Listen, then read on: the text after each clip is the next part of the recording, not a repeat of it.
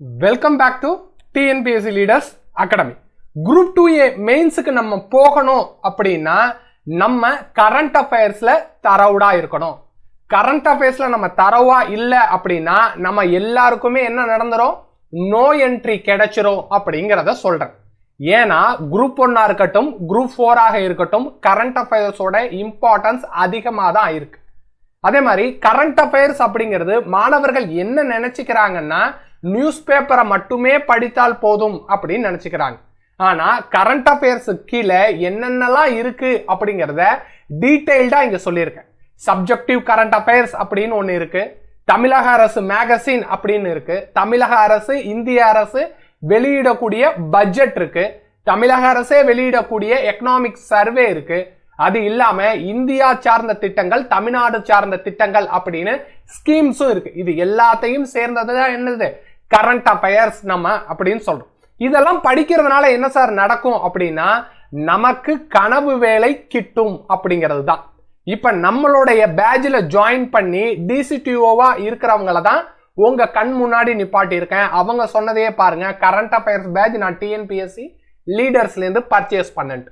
அப்ப நாங்க உங்களுக்கு சொல்றது என்ன, 2022 நம்மளுடைய வாய்ப்பை தவற விட்டோம், 2024 நம்மளுடைய வாய்ப்பை தவற விட்டாச்சு, 2025 வெற்றி அப்படிங்கிற ஒரே குறிக்கோளோட தான் என்ன பண்ணணும், நம்ம பயணிக்கணும் அப்படிங்கிறதையும் சொல்லிடுறேன். சரி, வெற்றிக்கு எப்படி சார் கரண்ட் அஃபேர்ஸ் பயன்படும் அப்படிங்கிறதுக்கு ஒரு உதாரணமாக நாங்க என்ன பண்ணிருக்கோம், குரூப் 1ல 34 கேள்விகள் பிரிலிம்ஸ்ல வந்திருக்கு. அதுல 27 கேள்விகள் நேரடி கேள்விகள் மற்றும் 7 கேள்விகள் மறைமுகமான கேள்விகள் அப்படின்னு சொல்லியிருக்கோம். அப்ப அதுல நம்மளுடைய கரண்ட் அஃபேர்ஸ்ல இருந்து என்னென்ன கேள்விகள் வந்துச்சு அப்படிங்கிறது முதற்கொண்டு நம்ம என்ன பண்ணியிருப்போம், ஒரு ரிஃப்ளெக்ஷன் வீடியோ போட்டிருக்கோம். அதே மாதிரி குரூப் 4க்கும் நம்ம என்ன பண்ணியிருந்தோம் அப்படின்னா எத்தனை கேள்விகள் வந்துச்சோ அந்த கேள்வி நம்மளுடைய கரண்ட் அஃபேர்ஸ் மேகசின்ல இருந்துச்சா அப்படிங்கிறதையும் என்ன பண்ணியிருக்கோம், உங்களுக்காக காட்டியிருக்கோம். அப்ப நம்மளுடைய வெற்றி வாய்ப்பு கரண்ட் அஃபேர்ஸ் மூலியமாக உறுதி செய்யப்படுகிறது அப்படின்னா அதை நம்ம படிச்சுக்கணும். அப்ப நான் உங்கள்கிட்ட சொல்லியிருக்கேன்ல, கரண்ட் அஃபேர்ஸ்னா வெறும் கரண்ட் அஃபேர்ஸ் மட்டுமே கிடையாது, சப்ஜெக்டிவ் மெட்டீரியல்ஸ் இருக்கு, ஒவ்வொரு சப்ஜெக்ட்லயுமே கரண்ட் அஃபேர்ஸ்ங்கிற டாபிக் இருக்கு. அதற்கான பிடிஎஃப் நான் என்ன பண்ணியிருக்கேன் உங்களுக்கு அப்லோட் பண்ணியிருக்கேன். தமிழக அரசு மேகசின் அப்படிங்கிறதையும் உங்களுக்கு சாம்பிள் பிடிஎஃபா கொடுத்துருக்கேன். ஸ்கீம்ஸ்லயும் ஒரு இது உங்களுக்கு சாம்பிள் கொடுத்துருக்கேன். இது இல்லாம ரிஃப்ளெக்ஷன்ஸ் நான் உங்களுக்கு சொல்லியிருக்கேன்ல, ஒரு கம்ப்ளீட் பிடிஎஃப் குரூப் 1ல என்னென்ன கேள்விகள் வந்துச்சு, குரூப் 4ல என்னென்ன கேள்விகள் வந்துச்சு, அதையும் நீங்க எங்க டவுன்லோட் பண்ணிக்கலாம் அப்படின்னா டெலகிராம்ல டவுன்லோட் பண்ணிக்கலாம். டெலகிராம் சேனலோட லிங்க் நான் டிஸ்கிரிப்ஷன்லயும் கமெண்ட் பாக்ஸ்லயும் கொடுத்துறோம். ரைட், ஆல்ரெடி வெற்றி பெற்றவர்களை நீங்க பாத்தீங்க. இனி நடக்க போற கவுன்சிலிங்ல பார்ட்டிசிபேட் பண்ண போறவங்களையும் என்ன பண்ணிருக்கேன், உங்களுடைய கண் முன்னாடி நிப்பாட்டி இருக்கேன். கரண்ட் அஃபேர்ஸ்ல இருந்து எவ்வளவு கேள்விகள் வந்துச்சு, அவங்க அதன் மூலியமாக பதில் சொன்னது எல்லாமே எங்க இருக்கு அப்படின்னா இந்த ஸ்கிரீன்ல உங்களுக்கு தெரியுது. அப்ப 2 எக்ஸாம்லயும் 2A எக்ஸாம்லயும் நம்ம வெற்றி பெறணும் அப்படின்னா கரண்ட் அஃபேர்ஸ் இன்றியமையாததாக இருக்கு. அப்ப கரண்ட் அஃபேர்ஸ் நம்ம எப்படி சார் கவர் பண்ண போறோம் அப்படின்னா நம்ம 2A இதை பிரத்யேகமாக பண்ணியிருக்கோம். Already group 1 group 4 current affairs mastery அப்படின்னு ஒரு பேட்ச் ரன் பண்ணிக்கிட்டு இருந்தோம். அது இந்த பேட்ச் கிடையாது. இதுல நம்ம என்ன செய்ய போறோம் அப்படின்னா 8 மாதத்தை கவர் பண்ண போறோம். நான் உங்களுக்கு தரக்கூடியதா சொன்னதோடைய ஒரிஜினல் பேஜஸ் எப்படி இருக்கும் அப்படின்னு நீங்க தெரிஞ்சுக்கிறத தாண்டியும் நம்ம எப்படி சார் இதெல்லாம் நம்ம கொடுக்க போறோம் அப்படிங்கிறதையும் நீங்க பாருங்க. நம்ம உங்களுக்கு என்ன பண்ண போறோம், மந்த்லி கரண்ட் அஃபேர்ஸ் கொடுக்க போறோம். அதுல நீங்க முதல்ல படிக்க வேண்டியது மேலேருந்து ஆரம்பிச்சு ஜனவரி வரைக்கும் படிக்கணும். நம்மளுக்கு செப்டம்பர் மந்த் தானே கரண்ட் அஃபேர்ஸ், அப்ப எல்லாத்தையும் படிக்கணுமானா நம்மளுடைய வீக் பிளான்ல எல்லாத்தையும் தான் படிக்க போறோம். ஆனா எதற்கு நம்ம முக்கியத்துவம் கொடுக்கணும் அப்படின்னா மே மந்த்ல இருந்து ஜனவரி மந்த் ரிவர்ஸ்ல முக்கியத்துவம் கொடுக்க போறோம். இது ஒவ்வொரு மந்த்துக்கும் நமக்கு எவ்வளவு பேஜஸ் இருக்கும் அப்படின்னா 30 பேஜஸ் இருக்கும். இதை நீங்க கண்டிப்பாக படிக்கணுமான்னு கேட்டா ஆமாம், கண்டிப்பாக படிக்கணும். இதே மாதிரி தமிழக அரசு வெளியிடக்கூடிய தமிழரசு மேகசினையும் நீங்க கண்டிப்பாக படிக்கணுமாட்டா கண்டிப்பாக படிக்கணும். அதோடைய பேஜஸ் என்னவா இருக்க போகுது அப்படின்னா ஒவ்வொரு மந்த்துக்கும் 8 முதல் 10 பேஜ் கொண்ட கண்டென்ட் உங்கள்கிட்ட கொடுத்துருவோம். அப்ப எதெல்லாம் ஒரு வாட்டி படிச்சா போதும் அப்படின்னு பார்த்தா நம்ம அடுத்து சொல்ல இருக்கக்கூடிய 3த்தையும் ஜஸ்ட் ஒரு வாட்டி கிளான்ஸ் பண்ணீங்கன்னா போதும். யூனியன் பட்ஜெட்டா அதை ஒரு வாட்டி படிச்சா போதும், தமிழ்நாடு பட்ஜெட்டா அதை ஒரு வாட்டி படிச்சா போதும், எக்கனாமிக் சர்வேவா அதுல என்ன சொல்லியிருக்கோம் அப்படிங்கிறத ஒரு வாட்டி நீங்க பார்த்துக்கிட்டு போனா போதும். பாலிசி நோட்ஸை பொறுத்த வரைக்கும் உங்களுக்கு 1 டிபார்ட்மெண்ட் இல்ல 2 டிபார்ட்மெண்ட் தான் உங்களுக்கு கொடுக்க போறோம். ரைட்டா? அந்த 2 டிபார்ட்மெண்ட்டும் எதற்காக உங்களுக்கு கொடுக்குறோம் அப்படின்னா ஸ்கீம்ஸ் பேஸ் பண்ணி தான் நம்ம அதை கொடுக்க போறோம். உங்களுக்கு ஓல்டு ஸ்கீம்ஸும் தெரியணும், நியூ ஸ்கீம்ஸும் தெரியணும், நமக்கு இந்திய அரசு அமல்படுத்தக்கூடிய ஸ்கீம்ஸும் தெரியணும், தமிழ்நாடு அரசு அமல்படுத்தக்கூடிய ஸ்கீம்ஸும் தெரியணும். இதை என்ன சொல்லியிருக்கோம் அப்படின்னா ஹை ப்ரியாரிட்டி அப்படின்னு கொடுத்துருக்கோம். ஓகேங்களா? மற்ற 3த்தையும் ரீட் ஒன்ஸ் பண்ண போறீங்க. மஸ்ட் ரீட் அப்படிங்கிறது மந்த்லி கரண்ட் அஃபேர்ஸ் மேகசினையும் தமிழரசு மேகசினையும் பண்ண போறீங்க. ஹை ப்ரியாரிட்டி எதுக்கு கொடுக்க போறோம் அப்படின்னா ஸ்கீம்ஸுக்கு கொடுக்க போறோம். இதுதான் நம்மளுடைய ஸ்டடி மெட்டீரியல்ஸ். இதுதான் ஸ்டடி மெட்டீரியல்ஸ்லாம் உங்களுக்கு கிடைச்சிரும். அடுத்து 8 வீக் பிளான் என்ன சார் அப்படின்னா நான் முன்னாடியிலே என்ன சொல்லியிருக்கேன், மே மந்த்ல ஆரம்பிச்சு ஜான் மந்த் வரைக்கும் நம்ம ரிவர்ஸ்ல போகிறோம் அப்படின்னு சொல்லியிருக்கேன். அப்ப மஸ்ட் ரீட் எல்லாம் நான் என்ன பண்ணிடுறேன், ஒவ்வொரு வீக்கும் நீங்க படிக்கிற மாதிரி வச்சுக்கிறேன்.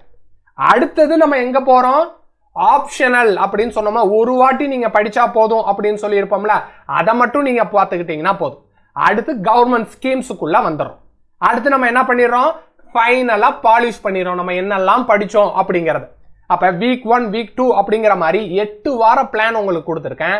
அந்த 8 வார பிளான்ல நம்ம என்ன செய்யறோம், மந்த்லி சிஏவை படிக்கிறோம். கம்பல்சரி என்ன பண்றோம், ஒவ்வொரு வாரமும் மந்த்லி சிஏ படிக்கிறோம். தமிழரசையும் படிக்கணும் அப்படிங்கிறது உங்களுக்கு ஆட்டோமேட்டிக்காவே தெரிஞ்சிடும். அதனாலதான் நான் என்ன பண்ணிருக்கேன், முதல் வாரம் மட்டும் மந்த்லி சிஏ கரண்ட் அஃபேர்ஸ் அப்படின்னு கொடுத்துட்டேன். அதுக்கு அடுத்த வாரத்துல இருந்து ஆட்டோமேட்டிக்காவே அதுக்கு என்ன அர்த்தம் அப்படின்னா மந்த்லி கரண்ட் அஃபேர்ஸோட தமிழரசு மேகசினையும் படிச்சிடணும் அப்படிங்கிறது தான் அர்த்தம். அப்ப அது கூட சேர்ந்து என்ன சார் பண்ண போறோம், மிக முக்கியமான தமிழக பட்ஜெட்டை படிச்சிட போறோம். அடுத்த வாரம் நம்ம என்ன பண்ணுவோம், மார்ச் சிஏவையும் அது கூட சேர்ந்து தமிழரசு மேகசினையும் அடுத்தது யூனியன் பட்ஜெட்டையும் படிச்சு முடிச்சிட போறோம். இந்த பிளஸ் போட்டு இருக்கிறது எல்லாமே நீங்க ஜஸ்ட் ஒரு வாட்டி பார்த்துட்டு போனா போதும். அதற்கு நீங்க மெனக்கெட்டு படிக்க தேவையில்லை. ரைட்டா?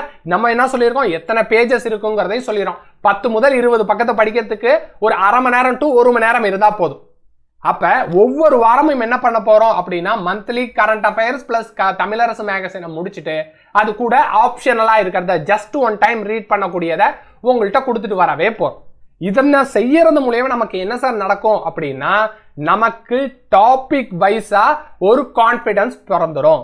நம்ம என்னெல்லாம் படிச்சிடறோம், தமிழரசு படிச்சிடறோம், கவர்மெண்ட் ஸ்கீம்ஸ் படிச்சிடறோம், பாலிசி நோட்ஸ்ல இருந்து 1-2 டிபார்ட்மெண்ட் படிச்சிடறோம், பட்ஜெட்ல இருந்து இந்தியன் பட்ஜெட் தமிழ்நாடு பட்ஜெட் படிச்சிடறோம், மந்த்லி சிஏ படிச்சிடறோம், இதை அடுத்து எக்கனாமிக் சர்வேவையும் படிச்சிடறோம். அப்ப இதன் மூலியமாக உங்களுக்கு கான்செப்டுவல் கிளாரிட்டி வந்துடும். இருக்கக்கூடிய கேள்விகளுக்கு பதில் சொல்லக்கூடிய தகுதியை நம்ம வளர்த்துக்கலாம். இதற்கு ஆட் ஆனா நம்ம என்ன பண்ண போறோம் அப்படின்னா ஒரு டெஸ்ட் சீரிஸ் ஃபாலோ பண்ண போறோம். ஒரு பட்ஜெட் படிக்கிறீங்க, அந்த பட்ஜெட்ல இருந்து எப்படி சாம்பிள்ஸ் கொஸ்டின்ஸ் இருக்கும் அப்படிங்கிற நீங்க சால்வ் பண்றதுக்கான எம்சிக்யூவையும் கொடுத்துருவோம். உங்களுக்கு கரண்ட் அஃபேர்ஸ்ல ஏதாச்சும் டவுட்னா நீங்க டெலகிராம் மூலியமாக எங்கள்கிட்ட டவுட் கேட்டுக்கலாம். நம்மளும் அடிக்கடி என்ன பண்ணுவோம், யூடியூப் சேனல் மூலியமாக எதெல்லாம் படிக்கலாம் அப்படிங்கறதையும் கொடுத்துருவோம். இந்த மெட்டீரியல் நீங்க இருந்துச்சு அப்படின்னா கடைசி நேரத்துல நீங்க வேற வேற சேனல்ஸை பார்த்து டிஸ்ட்ராக்ட் ஆக தேவையில்லை, அன்னெசரி கண்டென்ட்ஸை நீங்க படிக்க தேவையில்லை. இதன் மூலியமாக நம்ம என்ன சார் அச்சீவ் பண்ண முடியும் அப்படின்னா டிஎன்பிஎஸ்சி என்ன கரண்ட் அஃபேர்ஸ் கேள்விகளா கேட்கிறாங்களோ அதுல 100% நம்மளுடைய முயற்சியை கொடுக்க முடியும். மல்டிபிள் ரிவிஷன் பண்றதுனால நமக்கு வெற்றி வாய்ப்பு அப்படிங்கிறது ஈஸியாக பண்ண முடியும் அப்படிங்கறத நம்மளுடைய நோக்கம். இதுல என்னென்ன கொடுக்க போறோம்னு சொல்லிட்டோம், கொடுக்கக்கூடிய பக்கங்கள் என்னன்னு சொல்லிட்டோம், எதனால நீங்க இதை படிக்கணும்னு சொல்லிட்டோம், குரூப் 1 குரூப் 4ல எவ்வளவு ரிஃப்ளெக்ஷன்ஸ் வந்திருக்குங்கிற பிடிஎஃப் கொடுத்துட்டோம், சாம்பிள் பிடிஎஃபையும் டெலகிராம்ல கொடுத்துட்டோம். டெலகிராமோட லிங்க் வந்து டிஸ்கிரிப்ஷன்லயும் கமெண்ட் பாக்ஸ்லயும் இருக்கு. இதன் படிப்பதன் மூலியமாக குரூப் 2ல யார் பாஸ் பண்ணா, குரூப் 2025ல யார் பாஸ் பண்ண போறா அப்படிங்கிற தகவலையும் சொல்லிட்டு நீங்க தேர்வுல வெற்றி பெறணும் அப்படின்னா கரண்ட் அஃபேர்ஸோட இம்பார்ட்டன்ஸை தெரிஞ்சுக்கணுங்கிறதையும் சொல்லிட்டு wish you all the best அப்படிங்கிறதோட இந்த வீடியோவை நிறைவு செய்கிறோம்.